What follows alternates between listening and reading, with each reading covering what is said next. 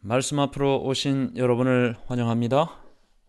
오늘은 107강 37장 두 번째 시간으로 이스라엘 집에 잃어버린 양에게로 가라 라는 제목으로 말씀을 나누도록 하겠습니다.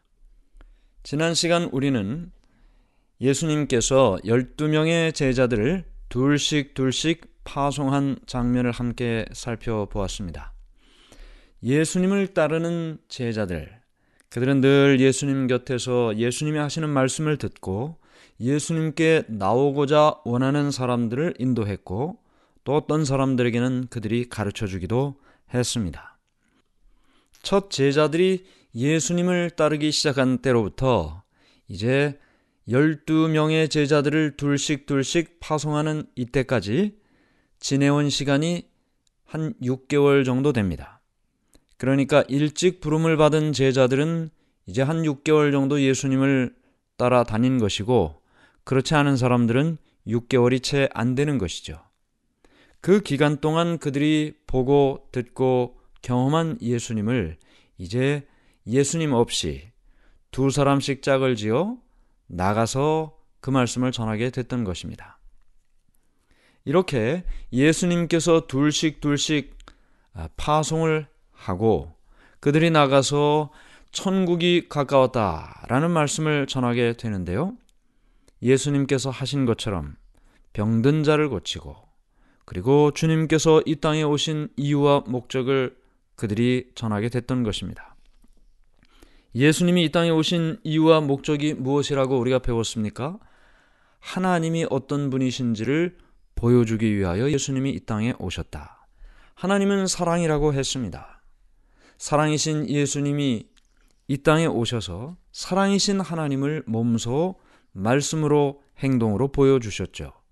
그래서 제자들도 그렇게 예수님께서 말씀하신 보여주신 그 모든 일들을 그들도 나가서 자비의 기별을, 병든 사람을 고치고 이 땅에 온 사람들을 정죄하거나 심판하기 위하여 온 것 아니고 그들을 사랑하기 때문에 그들을 회복시키기 위하여, 그들의 마음에 실망과 절망이 가득 차 있다면 기쁨과 행복이 넘쳐나도록 하기 위하여 예수님이 이 땅에 오셨고, 그 기별을 제자들이 가서 전했던 것입니다. 그러므로 오늘날 우리가 전도할 때도 마찬가지죠. 제자들이 말한 것처럼 예수님의 얼굴, 또 예수님의 목소리, 예수님의 표정, 예수님의 기별을 우리도 전해야 되는 것입니다. 자, 오늘 107강 37장 두 번째 시간으로 이스라엘 집에 잃어버린 양에게로 가라. 마태복음 10장 5절과 6절입니다. 예수께서 이 12를 내보내시며 명하여 이르시되 이방인의 길로도 가지 말고 사마리아인의 고을에도 들어가지 말고 오히려 이스라엘 집에 잃어버린 양에게로 가라. 왜 예수님께서는 이방인의 길로도 가지 말고 사마리아인의 고을에도 가지 말고 이스라엘 집에 양에게로, 잃어버린 양에게로 가라고 말씀하셨을까요? 그 첫 번째 이유는 제자들이 이방인을 위해 일할 준비가 되어 있질 않았기 때문입니다. 나중에 사도행전에서도 보면 예수님의 제자들이 이방인들, 사마리아 사람이든 그 이방인들을 만나고 함께 식사하는 것에 대하여 대단히 큰 부담을 느끼고 있는 것을 보게 됩니다. 그 이유는 유대인들 그 민족들에게 뿌리 깊이 자리 잡고 있는 이방인 배척 사상입니다. 선민의식이죠. 아브라함의 순수 혈통인 유대인들만 구원을 받고 다른 모든 이방인들은 구원받지 못한다. 선택받은 백성이라는 그 선민의식 때문에 이방인들에 대한 멸시하는 의식이 있었습니다. 제자들도 마찬가지였습니다. 그래서 예수님께서 온 세상에 복음을 전하고 그 일을 위하여 이 땅에 오셨다는 사실, 또 그 사명이 자신들에게도 주어졌다는 사실을 깨닫는데 시간이 걸렸습니다. 이 사실을 깨달을 때에만 이방인에게도 복음을 전할 수 있는데, 이 당시 예수님께서 보낼 그 당시에는 그들이 깨닫지 못했던 상태였습니다. 그래서 제자들이 이방인을 위해 일할 준비가 되어 있질 않았기 때문에 이스라엘의 집에 잃어버린 양에게로 가라, 유대인들에게 먼저 가라고 말씀하셨습니다. 또 두 번째는, 만일 제자들이 이방인을 위하여 일했다면, 그들이 만일 준비돼서 그 당시에 일을 했다면 유대인들은 아마 이방인에게 전도하는 이 제자들에게 마음문을 닫았을 것입니다. 왜냐하면 이방인들에게 복음을 전한다는 것은 그 당시 유대인들의 인식에는, 그런데 제자들이 이방인들에게 복음을 전했다면 오히려 유대인들은 마음을 닫았을 것이고 이방인에게 복음을 전하는 제자들을 오히려 핍박했을 것입니다.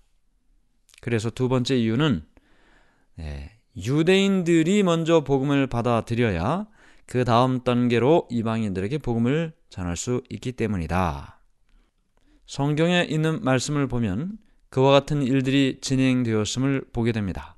사도행전 13장 46절, 바울과 바나바가 담대히 말하여 이르되 하나님의 말씀을 마땅히 먼저 너희에게 전할 것이로되 너희가 그것을 버리고 영생을 얻기에 합당하지 않은 자로 자처하기로 우리가 이방인에게로 향하노라.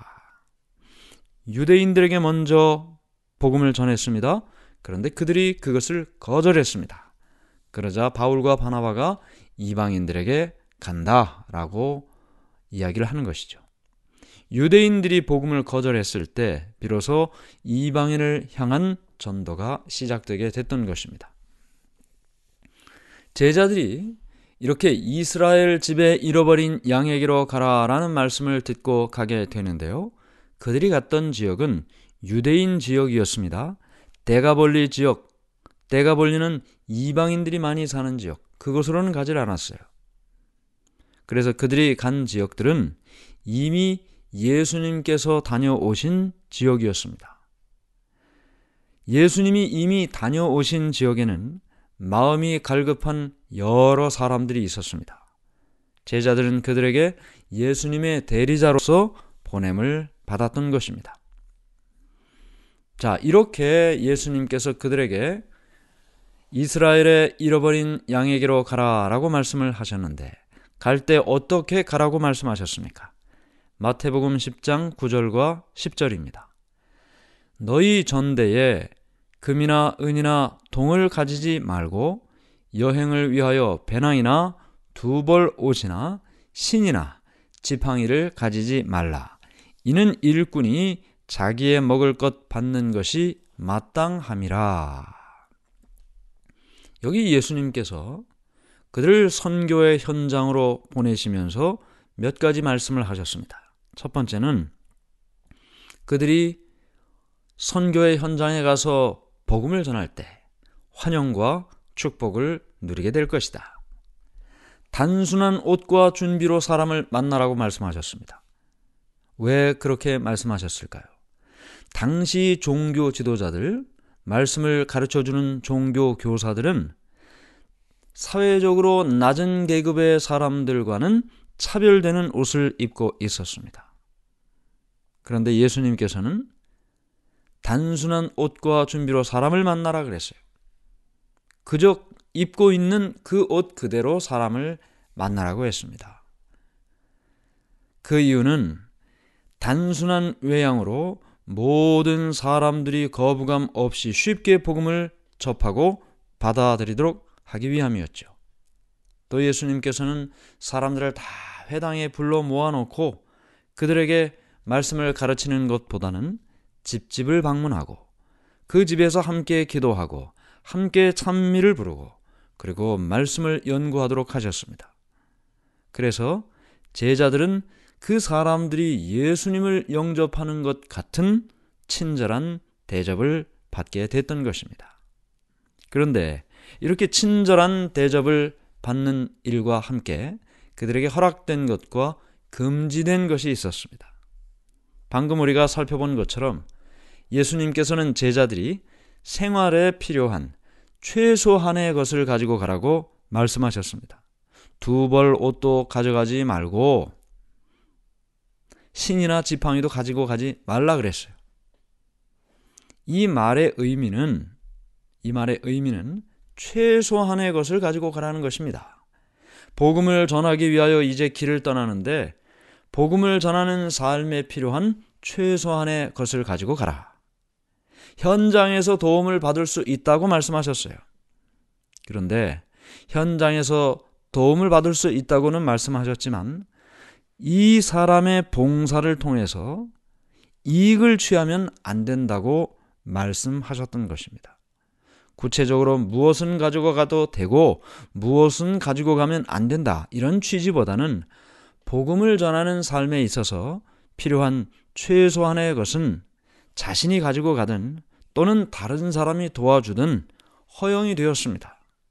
그러나 봉사를 통해서 자신의 이익을 추구하는 일은 금지하셨다는 말이죠. 그래서 사람들에게 복음을 전하는 그 일을 위하여 최소한의 것만 가지고 살아라. 대접을 받아도 좋다. 그러나 그 대접이 그 사람의 이익을 추구하는 일로 발전돼서는 안 된다는 것입니다.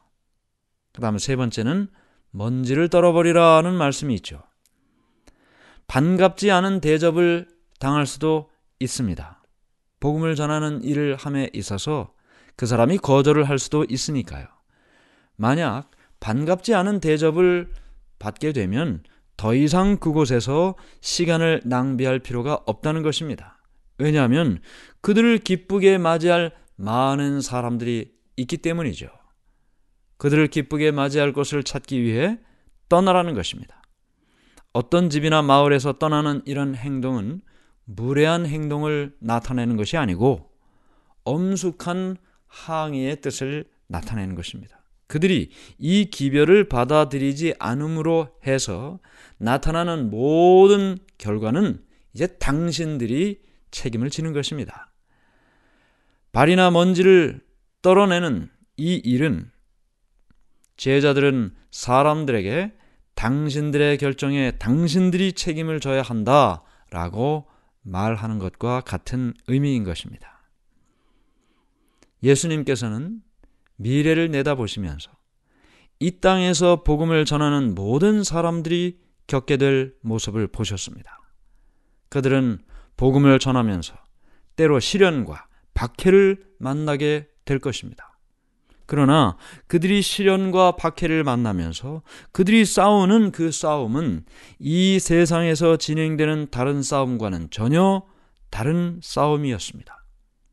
에베소서 6장 12절에 우리의 씨름은 혈과 육을 상대하는 것이 아니요 통치자들과 권세들과 이 어둠의 세상 주관자들과 하늘에 있는 악의 영들을 상대함이라. 그들의 싸움은 초자연적인 싸움이기 때문에 초자연적인 도움이 필요합니다. 그리고 또한 예수님께서는 이 초자연적인 도움을 주시겠다고 약속을 해 주셨습니다.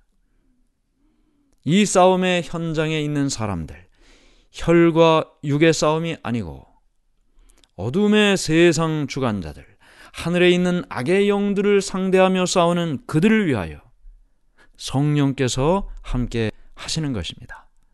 우리는 허물도 많고 죄와 실수도 많습니다. 그러나 그럼에도 불구하고 우리가 하나님께 능력을 구하고 은혜를 구할 때 하나님의 은혜는 통회하는 마음으로 구하는 모든 사람에게 주어지는 것입니다.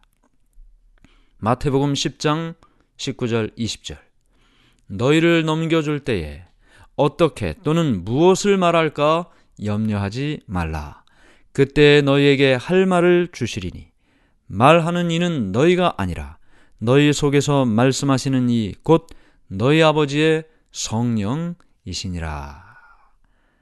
우리가 복음을 전하며 당하는 시련과 고통 또 그 영적인 싸움의 현장에 우리를 홀로 두지 아니하시고 하나님께서 성령을 보내주시고 우리의 입술을 통해 말하게 하시고 우리의 손과 발을 통해 일하게 하신다. 우리가 허물과 죄가 실수가 많아도 주님께서 우리에게 그 성령을 약속하셨고 그 현장에서 할 말을 성령을 통해 주신다. 이 말씀을 기억하면서 오늘 우리를 말씀의 현장에, 선교의 현장에 보내실 때 주님께서 우리에게 어디로 가라고 하시는지, 어떻게 가라고 하시는지, 그곳에서 만나는 그 영적인 싸움에서 어떻게 승리하게 하시는지 말씀을 통해 기억하게 되시기를 간절히 바랍니다. 하늘에 계신 하나님 아버지, 제자들을 보내시며 누구에게 어떻게 가라고 하신 것을 보게 하시니 감사합니다. 이스라엘의 잃어버린 양에게로 가라. 가장 먼저 복음을 전할 수 있는 그 사람에게로 우리가 나아가고 그 일을 통해서 우리의 이익을 추구하는 것 아니라 이기심 없는 봉사로 그들의 마음에 그리스도를 심는 그 일을 경험할 수 있도록 도와주시옵소서. 때로 우리가 이 일을 하면서 겪게 될 영적인 싸움을 싸울 때 성령께서 우리와 함께 계심을 잊지 않게 해 주시옵소서. 예수님의 이름으로 간절히 기도드리옵나이다. 아멘.